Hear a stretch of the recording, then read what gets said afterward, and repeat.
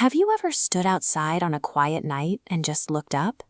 The sky is filled with thousands of tiny, sparkling lights. From down here on Earth, those lights look like tiny, twinkling dots. But they only look that small because they are incredibly far away from us.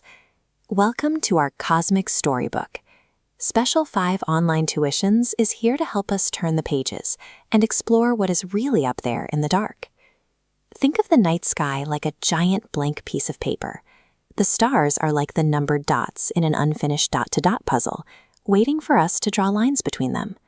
But if we could travel up close to one of those dots, we would see something completely different.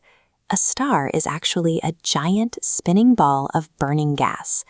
To be exact, they are mostly made up of two types of gas called hydrogen and helium, which are burning together at incredibly high temperatures. Because these gases are burning so fiercely, the star produces its very own heat and light, sending it out into the cold of space. When we look at the night sky, we are looking at billions of massive, self-powered fires burning brightly in deep space.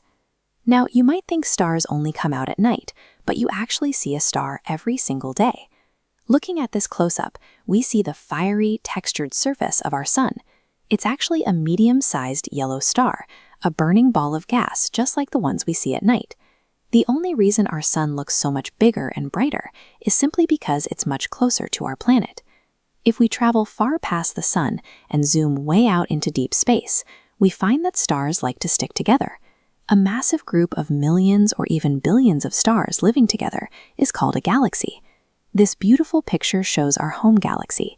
It's a dense, colorful, swirling band of stars called the Milky Way, also known as Akashganga. Our giant sun is just one single resident inside this bustling space city, and it shares this neighborhood with about 300 billion other stars. Let's bring our feet back down to Earth and look up at those scattered dots again. For thousands of years, people have looked at these stars and decided to draw lines between them. When people connect stars to form a recognizable pattern, we call that a constellation. Today, astronomers officially recognize 88 of these specific star patterns in our sky. For example, if you connect this specific group of stars, you get a shape called Ursa Major, which translates to the Great Bear.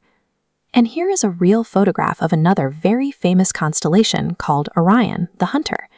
You can usually spot him by looking for those three bright stars lined up right in the middle, making up his belt. By giving these random clusters names and shapes, ancient humans found a way to take the overwhelming confusion of billions of stars and organize them into a readable storybook right above our heads. But out of all those dots, one single star stands out from the rest, the pole star, also called the North Star. You can find this special star tucked away inside the constellation Ursa Minor, or the Little Bear. This photograph captures star trails moving over time. Notice how the stars spin in a giant circle, except for one bright dot right in the middle. That is the pole star. It sits directly above the Earth's North Pole, meaning while everything else appears to move around it, it stays perfectly still. We can see how humanity documented these star tools on complex vintage maps like this one. Because of its incredibly steady position, sailors, explorers, and travelers have used the pole star for centuries to navigate. It works like a simple, glowing compass. If you can spot the pole star in the sky, you will always know exactly which way is north. We want to thank Special5 Online Tuitions for helping us learn how to read the sky tonight.